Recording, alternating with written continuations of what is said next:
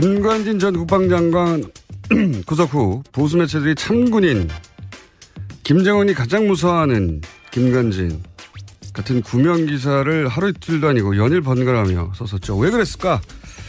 김관진 전 국방장관의 여러 혐의 관련해 취재를 해온 주진우 기자 연결해 보겠습니다. 안녕하십니까? 안녕하십니까? 예, 관련 취재 오래 해온 사람으로서 김관진 석방이 이제 법리적 판단 이외에 어떤 사유가 있을 수 있다고 그런 의혹을 가지고 계십니까? 네네. 석방 이유가 댓글 관련 서류에 수백 차례 결재만 했을 뿐 지시가 없었다는 것인데 상명하복의 군 특성상 있을 수 없는 일이고요. 네, 그건 뭐 상식적으로. 범죄 행위에 대한 결재는 확실한 이행 지시, 곧 명령을 의미합니다. 군에서는 특별히. 양승태 대법원장의 오른팔, 그러니까 신광열 형사수석부장판사가 직접, 이분 정말 막후 실력자입니다. 이분이 직접 커밍아웃을 해야 할 만큼 법원은 안팎에서 다급하고 긴박하게 움직였습니다. 안팎에서 다급하고 긴박했다는 건 어떤 사정입니까? 구체적으로? 김관진이 구속되자 보수 세력의 코어가 직접 움직였습니다. 특별히 이명박 전 대통령 진영에서 분주하게 움직였습니다. 저는 그 이유가 김관진이 8년 넘게 국방부 청와대에서 무기 거래를 진두지휘한 사실상의 정점이라는 데서 찾고 싶습니다. 록히드 마틴, 그리고 사드의 국내 반입, 그리고 무기 거래의 그 숨은 계좌, 이 부분에 가장 중요한 사람이 김관진이었습니다. 그런 의혹을 가지고 계시다. 네. 그럼 주진우 기자가 그런 의혹을 가지고 오랫동안 취재해 온 것은 제가 알고 있는데 검찰도 혹시 김관진 전 국방장관에게 그런 무기 사업과 연루된 혐의를 두고 있었나요? 예. 이번 구속영장은 이번에 구속된 이유는 사이버 사령부에서 댓글 공작의 주범이라는 판단 때문이었습니다. 네, 그렇죠. 근데 그 이외에도 청와대에서 세월호 일지를 조작한 혐의가 드러났었고요. 그리고 결국 검찰이 승부를 보려고 했던 것은 이명박 박근혜 정부의 무기 관련 거래 내용이었습니다. 이 부분에 대해서도 상당한 혐의를 두고 있었습니다. 김관진 장관이 무기 사업과 관련해서 입을 열 경우 그러니까 대한민국 보수의 뿌리가 통째로 뽑힐 거라는 위기감이 있었던 것으로 저는 파악하고 있습니다. 그리고 여기서 핵심은 구속영장은 사이버 사령부 댓글 공작으로 청구된 것이긴 하나 검찰에서는 무기 사업과 관련해서 또 혐의를 두고 있었다. 그렇습니다. 이게 이제 검찰 쪽에 그런 판단이 있었다고 하는데 미국 쪽에도 이런 취재를 주진우 기자가 오랫동안 해왔지 않습니까? 미국 쪽에서도 혹시 들은 이야기는 없습니까? 그렇습니다. 제가 이 혐의 때문에 지난달 미국 워싱턴에 방문했었는데요. 미국 그 정부 관계자들도 이 부분에 대해서 조금 깊이 보고 있습니다. 김관진 청와대 전 안보실장이 이명박 박근혜 탄핵 이후에 지난 1월과 3월에 미국에 급히 방문했었어요. 그때 사드 배치를 당겨달라 이런 얘기가 있었지만 뒤에서는 여러 다른 방산 업체와 관련된 작업에 있었던 것으로 미국 정부 관계자들도 증언하고 있습니다. 그러니까 사드를 신속히 배치해달라고 갔지만 그렇다면 그 결정은 미국의 정부 관계자가 하는 일인데 네. 정부 관계자만 만난 게 아니라 방산업체 관계자들과도 따로 만났다. 예. 그래서 방산업체 관계자들과의 만남에 대해서 미국에서도 기본적으로 들여다보고 있다. 관계 당국들이. 네. 김관진 전 장관을 어느 업체와 특별히 록히드 마틴과 특별히 결탁된 사람으로 보고 있었습니다. 미국에서도. 예. 국내에서도 그런 얘기는 많이 나왔습니다만 확실한 물증이 없다 보니까 이제 그런 의혹만 여기저기서 제기되고 말았는데 미국에서도 그런 혐의를 두고 있다. 네. 김관진 장관이 워싱턴에 머물렀을 때 록히드하고 그때 결탁된 것으로 그리고 여러 가지 한 2년 정도 가족과 함께 머물렀죠. 네, 그렇습니다. 그래서 그때 만났다. 가족과 그 김관진 장관의 그 뒤를 봐주고 여러 가지 친밀한 관계에 있다는 것은 뭐 명확한 것 같습니다. 알겠습니다. 미국에서도 그런 혐의를 두고 관계 당국이 들여다보고 검찰도 그런 의혹을 가지고 있다. 그래서 이 무기 사업 8년이나 핵심 요직이 있었으니까 이명박 박근혜 정부 시절 특히 이명박 정부 시절에 요직 인사들이 김관진 전 장관의 구속을 굉장히 불안하게 바라봤고 그리고 움직임이 있었다. 이렇게 파악하고 계신 거죠? 예. 이명박 정부 시절부터 그러면 무기 사업에 관여를 했다고 했는데 무기 사업 말고 이명박 정부 시절에 어떤 역할을 한 겁니까? 김관진 장관이? 사실 김관진 장관이 노무현 정부 때는 전시작전권 환수만큼은 확실하게 자기가 하겠다 이러면서 큰 소리 치고 다녔어요. 그런데 이명박 정부 들어서 국방부 장관이 되자마자 갑자기 바뀝니다. 그래서 예비군 훈련 사격장에 김정일, 김일성 사진을 막 걸어놓고 거기를 관역으로 삼아서 막 사격을 하라고 하는 식으로 하고 도발하기 시작합니다. 그리고 강경 발언을 마구 쏟아냈습니다. 그런데 이때 참군인 하지만 참 정치군인의 길을 걷기 시작했다고 저는 봐요. 근데 이때 가장 김관진 장관이 신경 썼던 부분이 북한 부분이 아니었고, 기무사와 사이버 사령부를 동원해서 민간인 사찰을 하고 댓글 공작을 하는, 그러니까 정치적인 길을 걷는 것에 가장 큰 공을 들였어요. 그래서 낙곰수를 종북방송으로 규정하고 사찰당하고 공격했고 저희들 그랬었습니다. 근데 이분이 가장 큰 일을 했던 것은 뭐냐면 2012년 대선 때 서울고 동문 원세훈 전 국정원장하고 이렇게 짝을 이뤄서 대선에 본격적으로 개입했습니다. 군을 동원해서. 원세훈 국정원장과 서울고 동문이에요? 네, 그렇습니다. 재밌는 그래서 얘기네. 네, 국정원장하고 국방부 장관이 세트가 돼가지고 불법 대선 개입 이 부분에 대해서 가장 큰 역할을 했습니다. 그래서 이게 가장 큰 범죄 행위라고 보고 있습니다. 그러면 박근혜 정부에서도 계속 요직에 동용됐던 건 어떤 연유입니까? 아니, 대선에서 박근혜 당선에 1등 공신을 했지 않습니까? 그래서 일단 기본적으로 점수를 땄겠죠. 군인을 동원해서 직접 대선 개입에 나섰습니까? 그런데 사실 이 부분은 진짜 메가더가 오더라도 대선 개입을 했다면 구속되는 게 맞습니다. 그런데 당연하죠. 이 부분은 이명박 정부 당시에 김관진 장관은 김용판 전 서울청장과 더불어서 박근혜 문고리 4인방, 그러니까 지금 문제가 구속된 전원과 그리고 이춘상 씨하고 직접 소통한 거의 몇 안 되는 인물이었어요.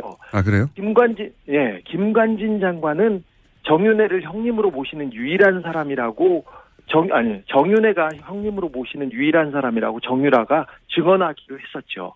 그러니까 정유라 씨의 증언에 따르면 정윤회 씨가 형님으로 모시는 분이 김관진 전 장관이고, 그렇다는 얘기는 사실은 문고리 그때 당시에는 4인방이죠. 이춘상 씨 보좌관. 네, 그렇습니다. 돌아가시기 전이니까 문고리 4인방과 직접 소통했던 사람이다. 네, 직접 소통한 몇 안 되는 사람입니다. 자, 김용판 청장 얘기가 나와서 그러는데, 네. 김용판 전 서울청장이 국정원대권 은폐 관련해서 대법원 무죄를 받았잖아요. 근데 어제 갑자기 그 수사 라인 압수수색을 검찰이 했어요. 이 압수수색이 방금 이야기한 내용과 관련이 있습니까? 그렇습니다. 박근혜 정부 하에서도 국정원 대선 개입 의혹을 수사했습니다. 근데 당시에 그러니까 대선 개입하고 그다음 발표 이런 부분이기 때문에 수사선상에 김용판 전 서울청장이 올랐었는데, 당연히 올랐는데.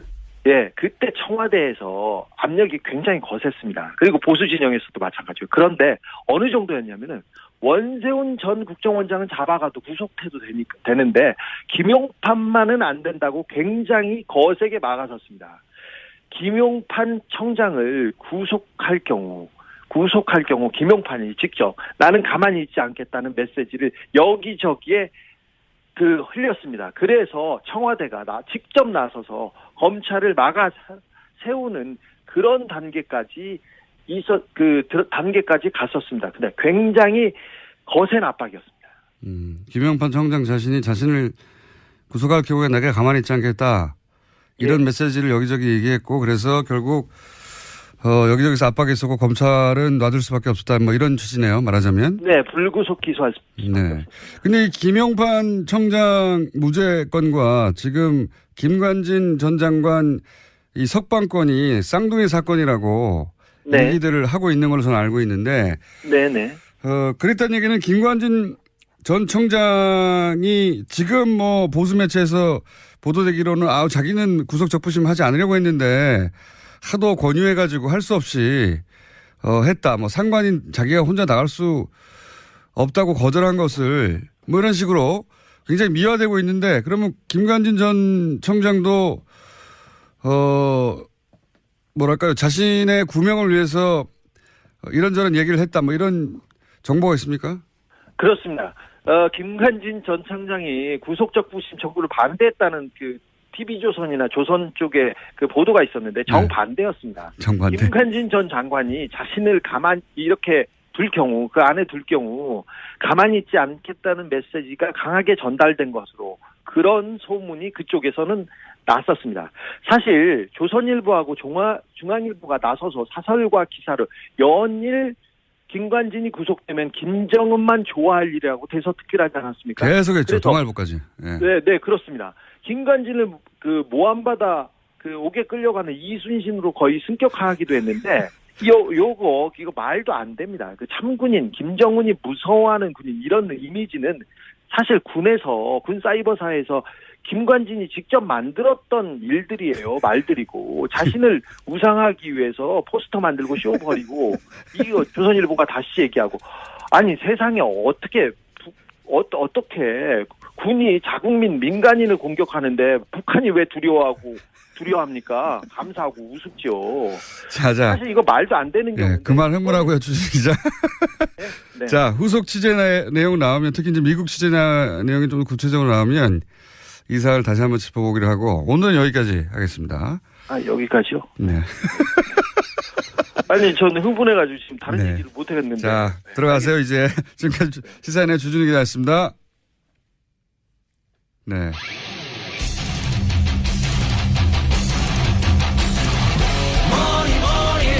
네. 시사인의 주준희 기자였습니다. 인사했는데 인사도 안 할 거라 버렸네요. 예. 자, 오늘 코너가 많습니다. 급합니다. 프란다스의 개주. 예, 안홍구 전 청장님 나왔습니다. 안녕하십니까. 예, 안녕하십니까. 시간이 짧기 때문에 네. 바쁘게 달려보겠습니다. 여러 가지 사건이 많이 일어나고 있습니다. 예, 지금. 그렇습니다. 가만히 있질 않네요. 저쪽도 당연히. 그렇습니다. 가만히 있질 않고. 우리가 설마 하는 수준으로 생각하면 안 될 것 같아요. 반성을 제가 또 한번 했습니다. 설마는 없다고 제가 스스로 말하면서도 이게 어떻게 될까 싶었는데 그게 되네요. 항상 생각하는 상상 이상입니다. 보니까. 자, 플랜더스 개.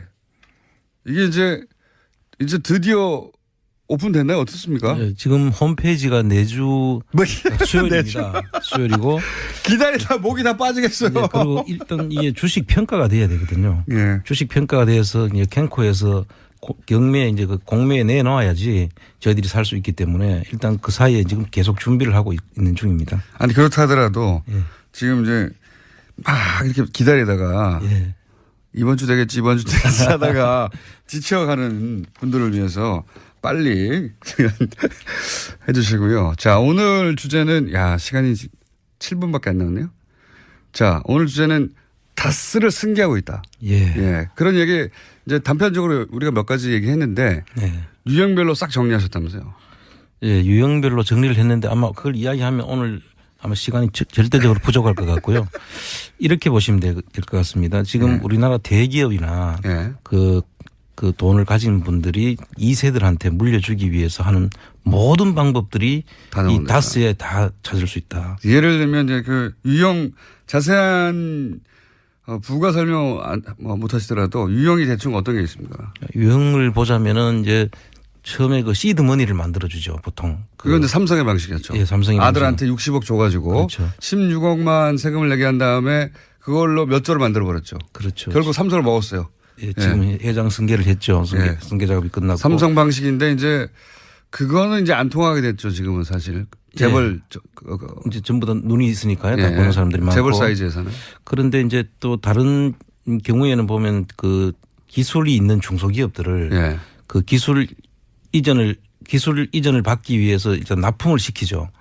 그래서 납품을 다 받고 난 다음에는 그 기술을 탈취해서 그 회사를 납품을 끊어버리면 그 회사는 이제 망하니까. 오사를 하니까. 그러면 그 회사를 인수해버리고. 그러니까 좋은 기술 있는 중소기업을 먹는 거죠. 그렇습니다. 처음에는 일감을 줘가지고 막 이제 키운 다음에 갑자기 끊어가지고 어려움에 처하게 만든 다음에 싹 먹어버리는 거. 그렇습니다. 그런 방식. 그리고 뭐 그 일감을 또 그 계속 몰아주기 해서 일감 몰아주기에 대해서는 지금 증여세를 물리고 있습니다. 일감을 몰아주는 경우에는.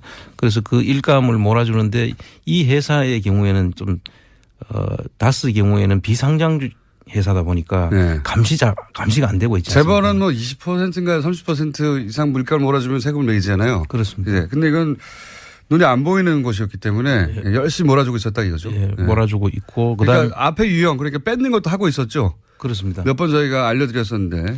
그런데 그 작은 그 회사를 만들어 가지고 실질적인 그 다스의 계열사들을 같이 붙이는 작업. 그러니까 위장 계열사들을 합병을 하는 거죠. 또 하나의 방식은 위장 계열사 합병. 그 전번에 그 다온이라는 것은 100만 원에 이제 인수를 하는. 600억짜리 매출을 일으키던 회사였는데 인수를 100만 원에 했죠. 그렇습니다. 같은 편이거나 아니면 일부러 어렵게 만들어서 뺏었거나.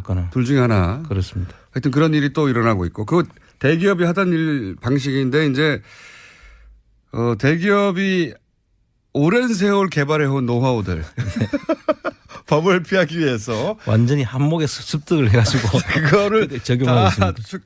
적용을 해가지고. 그러니까 다스가 워낙 주목을 많이 받고. 이명박 전 대통령의 주식은 하나도 없고. 그런데 회사는 물려줘야 되겠고. 이런 고충이 있다고 상정을 해보면 방법이 뭐가 있겠냐. 그렇습니다. 방법은 기존의 재벌들이 수십 년간 개발해온 노하우들을 총동원해가지고 승계하는 작업을 실제로 우리가 모르는 사이에 하고 있었는데 그게 2014년도부터 시작이 되는 것 같고요. 2015년도에는 SM이라는 회사를 이시영 씨 그 등기회사 유일한 등기회사. 그 SM이라는 회사를 하나 세우면서 이 작업을 시작하는 거죠. 그래서 하고 해외에는 지금 법정 대표를 다 바꾸고 있었지 않습니까? 그 법정 대표를 바꿔가지고 중국에 있는 4개 회사 알짜배기 4개 회사는 전부 다 이시영 씨 100% 다스에서 출자한 회사고 나머지는 합작 회사들은 중국인이 이름으로 지금 돼 있거든요. 그러니까 알짜 회사들은 다 이제 대표로 되어가고 있고. 인사를 다 하고 안에서는 또 CFO로서 자금을 전부 다 관리하는 쪽으로 실질적인 장악을 다 이미 하고 있는 중입니다. 그러니까 이제 그림은 아마 그랬던 것 같아요. 이제 근데 저희가 이제 석 달 전부터 140억 떠들기 시작하면서 이것들이 밝혀지고 있는 건데요. 승계도 하고 있었구나 이렇게 밝혀지고 있는 건데 140을 포기했으면 된다니까요. 계속 얘기했지만. 그랬으면 저희들의 주목을 안 받게 된 거죠. 140억 받았다고 할 때부터 이 140억이 결국 발목을 잡을 것이라. 그렇습니다. 예언을 여러 차례 한 바 있습니다. 발목을 잡기 시작했는데 요는 이겁니다. 이세영 씨한테 회사를 하나 만들어주고. 그 회사에다가 일감도 몰아주고 시드마니도 애초에 줬겠죠. 시드마니도 들어가고 그다음에 이거 탈취한 거 아닌가 싶은 형태의 그런 회사 인수도 있고 그리고 이거 위장 계열사였나 싶은 회사도 있고 그리고 또 그렇게 일감을 몰아주기도 계속하고 있었고 그렇게 막 등치를 키우는 거죠. 등치를 키운 다음에 이게 이 회사가 결국 모 회사를 먹어버리거나. 그렇죠? 그렇죠. 그 SM이라는 회사를 키워서 결과적으로는 모 회사를 집어먹는 그러면서 그 모 회사를 집어먹기 쉽게 하기 위해서는 해외로 또 자금이 나가야 되거든요.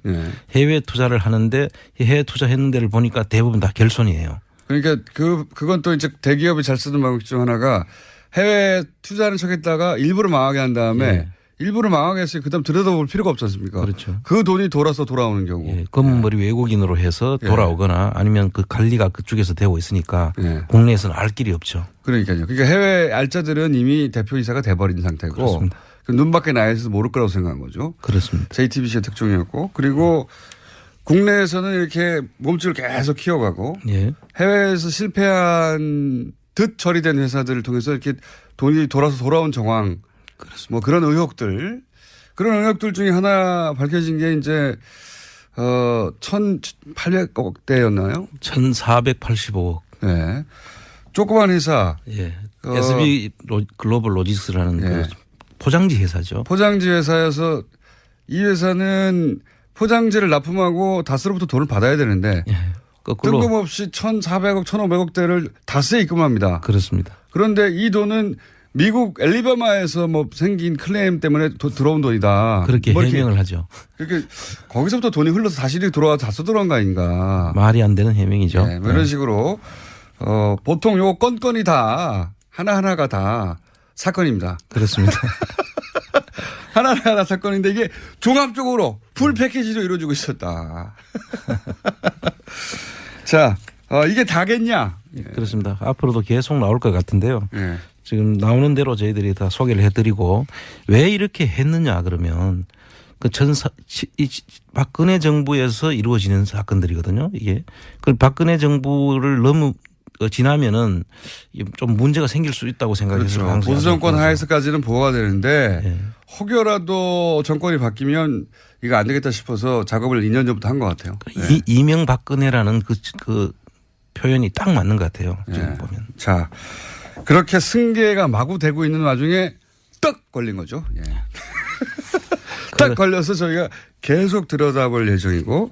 그 회사는 이제 망하니까. 오사를 하니까. 그러면 그 회사를 인수해버리고. 인수해버리고. 예, 그러니까 좋은 기술 있는 중소기업을 먹는 거죠. 예. 처음에는 일감을 줘가지고 막 이제 키운 다음에 갑자기 끊어가지고 어려움에 처하게 만든 다음에 싹 먹어버리는 거. 그렇습니다. 예, 그런 방식. 그리고 뭐 그 일감을 또 그 계속 몰아주기 해서 일감 몰아주기에 대해서는 지금 증여세를 물리고 있습니다. 일감을 몰아주는 네. 경우에는. 그래서 그 일감을 몰아주는데 이 회사의 경우에는 좀 다스 경우에는 비상장 회사다 보니까 네. 감시가 안 되고 있지 않습니까? 재벌은 뭐 20%인가 30% 이상 물가를 몰아주면 세금을 매기잖아요. 그렇습니다. 네. 근데 이건 눈에 안 보이는 곳이었기 때문에 열심히 몰아주고 있었다 이거죠. 예, 네. 몰아주고 있고 그다음에 그러니까 앞에 유형 그러니까 뺏는 것도 하고 있었죠. 그렇습니다. 몇 번 저희가 알려드렸었는데. 예. 근데 그 작은 그 회사를 만들어 가지고 실질적인 그 다스의 계열사들을 네. 같이 붙이는 작업. 그러니까 위장 계열사들을 합병을 하는 거죠. 또 하나의 방식은 위장 계열사 합병. 그 전번에 그 다원이라는 것은 100만 원에 이제 인수를 하는. 예. 600억짜리 매출을 일으키던 회사였는데 예. 인수를 100만 원에 했죠. 그렇습니다. 같은 편이거나 아니면 일부러 어렵게 만들어서 뺏었거나 둘 중에 하나. 그렇습니다. 하여튼 그런 일이 또 일어나고 있고 그 대기업이 하던 일 방식인데 이제 대기업이 오랜 세월 개발해온 노하우들 법을 피하기 위해서 완전히 한목에 습득을 해가지고 그거를 적용하고 있습니다. 적용을 해가지고 그러니까 다스가 워낙 주목을 많이 받고 예. 이명박 전 대통령의 주식은 하나도 없고 그런데 회사는 물려줘야 되겠고 이런 고충이 있다고 상정을 해보면 예. 방법이 뭐가 있겠냐. 그렇습니다. 방법은 기존의 재벌들이 수십 년간 개발해온 노하우들을 총동원해가지고 승계하는 작업을 실제로 우리가 모르는 사이에 하고 있었는데 예. 그게 2014년도부터 시작이 되는 것 같고요. 2015년도에는 SM이라는 회사를 이시영 씨 그 등기회사 유일한 등기회사. 그 SM이라는 회사를 하나 세우면서 이 작업을 시작한 거죠. 그래서 예. 하고 해외에는 지금 법정 대표를 다 바꾸고 있었지 않습니까? 네. 그 법정 대표를 바꿔가지고 중국에 있는 4개 회사 알짜배기 4개 회사는 전부 다 이시영 씨 100% 다스에서 출자한 회사고 나머지는 합작 회사들은 중국인이 이름으로 지금 돼 있거든요. 그러니까 알짜 회사들은 다 이제 대표로 되어가고 있고. 그리고 인사를 다 하고 안에서는 또 CFO로서 자금을 전부 다 관리하는 쪽으로 예. 실질적인 장악을 다 이미 하고 있는 중입니다. 그러니까 이제 그림은 아마 그랬던 것 같아요. 이제 근데 저희가 이제 석 달 전부터 140억 떠들기 시작하면서 이것들이 밝혀지고 있는 건데요. 승계도 하고 있었구나 이렇게 밝혀지고 있는 건데 140을 포기했으면 된다니까요. 계속 그렇죠. 얘기했지만. 그랬으면 저희들의 주목을 안 받게 된 거죠. 그 140억 받았다고 할 때부터 이 140억이 결국은 발목을 잡을 것이라. 그렇습니다. 예언을 여러 차례 한 바 있습니다. 발목을 잡기 시작했는데 요는 이겁니다. 이세영 씨한테 회사를 하나 만들어주고. 예. 그 회사에다가 일감도 몰아주고 시드마니도 애초에 줬겠죠. 예. 시드마니도 들어가고 그다음에 이거 탈취한 거 아닌가 싶은 형태의 그런 회사 인수도 있고 그리고 이거 위장 계열사였나 싶은 회사도 있고 그리고 또 그렇게 일감을 몰아주기도 계속하고 있었고 예. 그렇게 막 등치를 키우는 거죠. 등치를 예, 키운 다음에 이게 이 회사가 결국 모 회사를 먹어버리거나. 그죠? 예, 그렇죠. 그 SM이라는 회사를 키워서 결과적으로는 모 회사를 집어먹는 그러면서 그 모 회사를 집어먹기 쉽게 하기 위해서는 해외로 또 자금이 나가야 되거든요. 네. 해외 투자를 하는데 해외 투자했는 데를 보니까 대부분 다 결손이에요. 그러니까 신을 동원해서 직접 대선 개입에 나섰습니까? 그런데 사실 이 부분은 진짜 메가더가 오더라도 대선 개입을 했다면 구속되는 게 맞습니다. 그런데 당연하죠. 이 부분은 이명박 정부 당시에 그 김관진 장관은 그 김용판 전 서울청장과 더불어서 박근혜 문고리 4인방 그러니까 지금 그 문제가 구속된 전원과 그리고 이춘상 씨하고 직접 소통한 거의 그 몇 안 되는 인물이었어요. 아, 그래요? 김관진 장관은 정윤회를 형님으로 모시는 유일한 사람이라고 정윤회가 형님으로 모시는 유일한 사람이라고 정유라가 증언하기로 했었죠. 그러니까 정유라 씨의 증언에 따르면 정윤회 씨가 형님으로 모시는 분이 김관진 전 장관이고 그렇다는 얘기는 사실은 문고리 그때 당시에는 4인방이죠. 이춘상 씨 보좌관. 네, 그렇습니다. 돌아가시기 전이니까 문고리 4인방과 직접 소통했던 사람이다. 네. 직접 소통한 몇 안 되는 사람입니다. 자, 김용판 청장 얘기가 나와서 그러는데 네. 김용판 전 서울청장이 국정원대권 은폐 관련해서 대법원 무죄를 받았잖아요. 근데 어제 갑자기 그 수사 라인 압수수색을 검찰이 했어요. 이 압수수색이 방금 이야기한 내용과 관련이 있습니까? 그렇습니다. 박근혜 정부 하에서도 국정원 대선 개입 의혹을 수사했습니다. 근데 당시에 그러니까 대선 개입하고 그다음 발표 이런 부분이 있기 때문에 그 수사선상에 김용판 전 서울청장이 올랐었는데 당연히 올랐는데 그때 청와대에서 압력이 굉장히 거셌습니다. 그리고 보수 진영에서도 마찬가지고 그런데 어느 정도였냐면은 원세훈 전 국정원장은 잡아가도 구속해도 되는데 김용판만은 안 된다고 굉장히 거세게 막아섰습니다. 김용판 청장을 구속할 경우 김용판이 직접 나는 가만히 있지 않겠다는 메시지를 여기저기에 흘렸습니다. 그래서 청와대가 직접 나서서 검찰을 막아 세우는 그런 단계까지 단계까지 갔었습니다. 근데 굉장히 거센 압박이었습니다. 김용판 청장 자신을 구속할 경우에 내가 가만히 있지 않겠다. 이런 메시지를 여기저기 얘기했고 그래서 결국 여기저기서 압박했었고 검찰은 놔둘 수밖에 없었다. 뭐 이런 취지네요. 말하자면. 네. 불구속 기소할 수 네. 근데 이 김용판 청장 무죄 건과 지금 김관진 전 장관 이 석방건이 쌍둥이 사건이라고 얘기들을 하고 있는 걸로 저는 알고 있는데. 네네. 그랬다는 얘기는 김관진 전 청장이 지금 뭐 보수 매체에서 보도되기로는 자기는 구속 적부심 하지 않으려고 했는데 하도 권유해가지고 할 수 없이 했다. 뭐 상관인 자기가 혼자 나갈 수 없다고 거절한 것을 뭐 이런 식으로 굉장히 미화되고 있는데 그러면 김관진 전 청장도 뭐랄까요 자신의 구명을 위해서 이런저런 얘기를 했다. 뭐 이런 정보가 있습니까? 그렇습니다.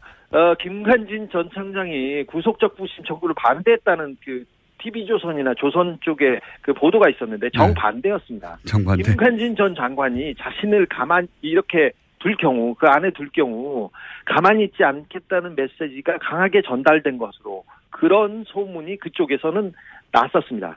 사실 조선일보하고 중앙일보가 나서서 사설과 기사를 연일 김관진이 구속되면 김정은만 좋아하는 업체와 관련된 작업에 있었던 것으로 미국 정부 관계자들도 증언하고 있습니다.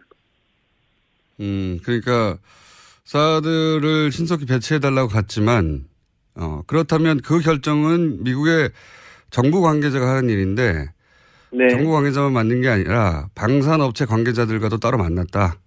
예.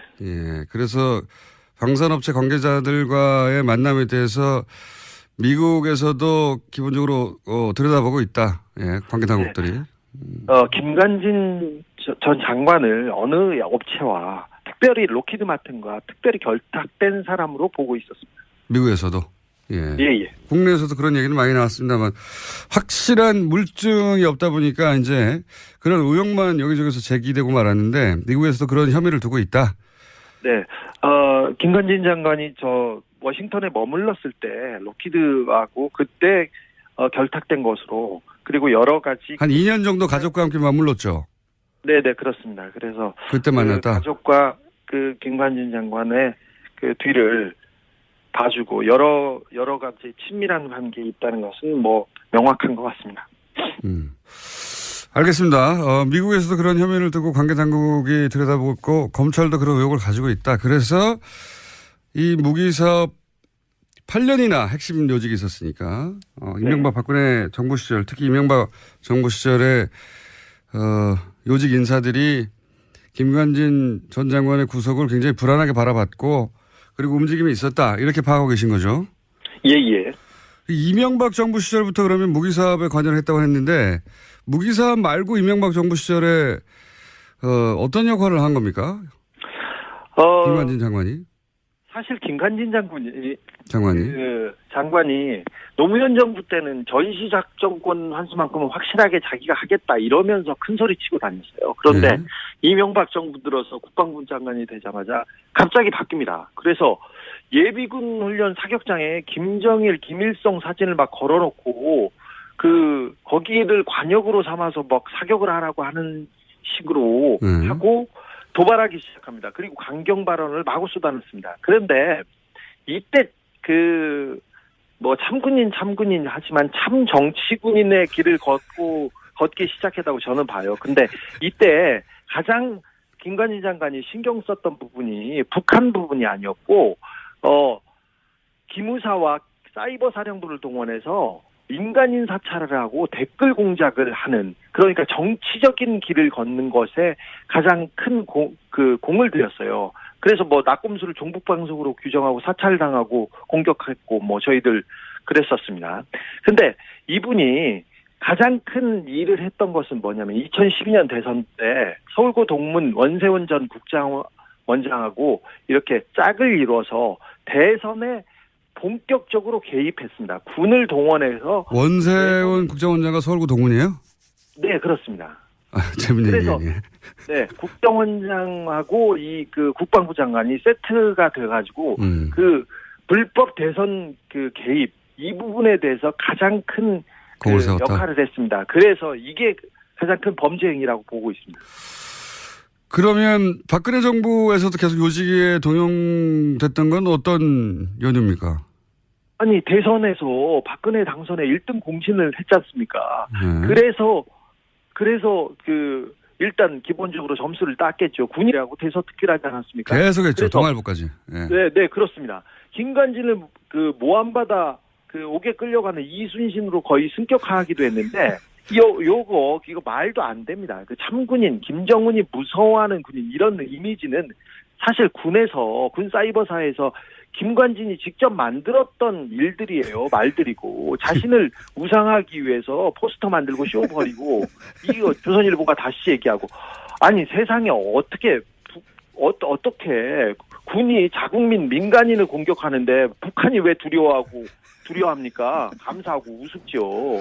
자. 사실 이거 말도 안 되는 경우인데. 그만 흥분하고요, 주진 기자. 네. 자, 후속 취재 내용 나오면 특히 이제 미국 취재 내용이 좀 구체적으로 나오면 이 사안을 다시 한번 짚어보기로 하고 오늘은 여기까지 하겠습니다. 여기까지요? 네. 아니, 저는 흥분해가지고 지금 다른 얘기를 못 하겠는데. 자, 들어가세요, 이제. 지금까지 시사인의 주준희 기자였습니다. 네.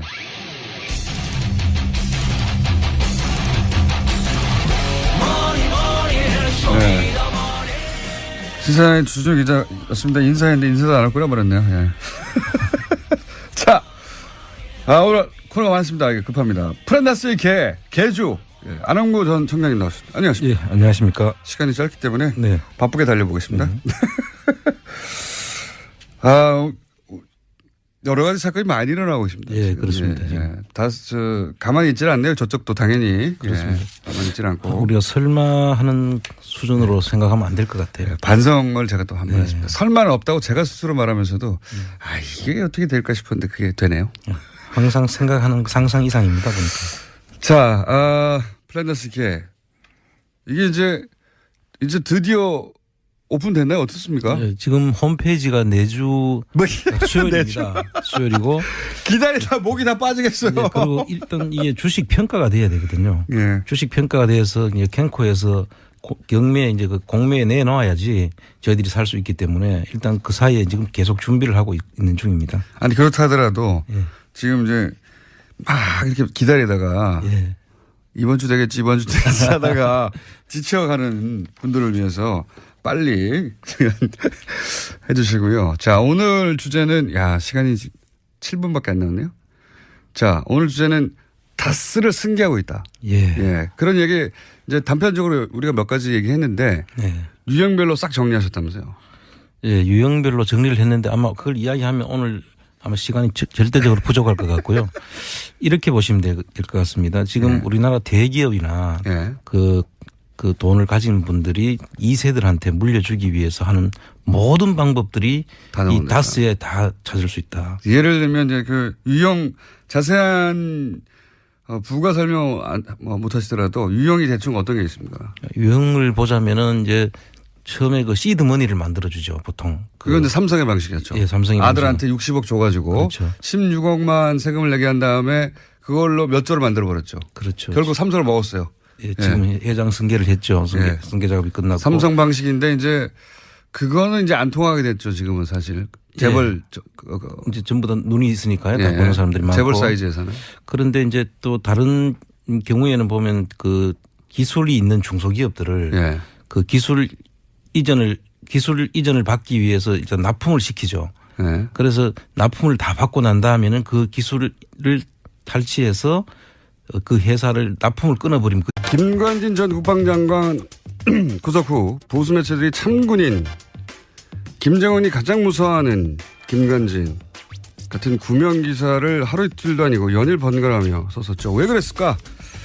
김관진 전 국방장관의 여러 혐의 관련해 취재를 해온 주진우 기자 연결해 보겠습니다. 안녕하십니까? 안녕하십니까? 예, 관련 취재 오래 해온 사람으로서 김관진 석방이 이제 법리적 판단 이외에 어떤 사유가 있을 수 있다고 그런 의혹을 가지고 계십니까? 네네. 석방 이유가 댓글 관련 서류에 수백 차례 결제만 했을 뿐 지시가 없었다는 것인데 상명하복의 군 특성상 있을 수 없는 일이고요. 네, 그건 뭐 상식적으로. 범죄 행위에 대한 결제는 확실한 이행 지시, 곧 명령을 의미합니다. 군에서는 특별히. 양승태 대법원장의 오른팔, 그러니까 신광열 형사수석부장 판사가 직접, 이분 정말 막후 실력자입니다. 이분이 직접 커밍아웃을 해야 할 만큼 법원은 안팎에서 다급하고 긴박하게 움직였습니다. 안팎에서 다급하고 긴박했다는 건 어떤 사정입니까? 구체적으로? 김관진이 구속되자 보수 세력의 코어가 직접 움직였습니다. 특별히 이명박 전 대통령 진영에서 분주하게 움직였습니다. 저는 그 이유가 김관진이 8년 넘게 국방부 청와대에서 무기 거래를 진두지휘한 사실상의 정점이라는 데서 찾고 싶습니다. 록히드 마틴, 그리고 사드의 국내 반입, 그리고 무기 거래의 그 숨은 계좌, 이 부분에 가장 중요한 사람이 김관진이었습니다. 그런 의혹을 가지고 계시다. 네. 그럼 주진우 기자가 그런 의혹을 가지고 오랫동안 취재해 온 것은 제가 알고 있는데 검찰도 혹시 김관진 전 국방장관에게 그런 무기 사업과 연루된 혐의를 두고 있었나요? 예. 이번 구속영장은 이번에 구속된 이유는 사이버 사령부에서 댓글 공작의 주범이라는 판단 때문이었습니다. 네, 그렇죠. 근데 그 이외에도 청와대에서 세월호 일지를 조작한 혐의가 드러났었고요. 그리고 결국 검찰이 승부를 보려고 했던 것은 이명박 박근혜 정부의 무기 관련 거래 내용이었습니다. 이 부분에 대해서도 상당한 혐의를 두고 있었습니다. 김관진 장관이 무기 사업과 관련해서 입을 열 경우 그러니까 대한민국 보수의 뿌리가 통째로 뽑힐 거라는 위기감이 있었던 것으로 저는 파악하고 있습니다. 그리고 여기서 핵심은 구속영장은 사이버사령부 댓글 공작으로 청구된 것이긴 하나 검찰에서는 무기 사업과 관련해서 또 혐의를 두고 있었다. 그렇습니다. 이게 이제 검찰 쪽에 그런 판단이 있었다고 하는데 미국 쪽에도 이런 취재를 주진우 기자가 오랫동안 해왔지 않습니까? 미국 쪽에서도 혹시 들은 이야기는 없습니까? 그렇습니다. 제가 이 혐의 때문에 지난달 미국 워싱턴에 방문했었는데요. 미국 그 정부 관계자들도 이 부분에 대해서 조금 깊이 보고 있습니다. 김관진 청와대 전 안보실장이 이명박 박근혜 탄핵 이후에 지난 1월과 3월에 미국에 급히 방문했었어요. 그때 사드 배치를 당겨달라 이런 얘기가 있었지만 뒤에서는 여러 다른 방산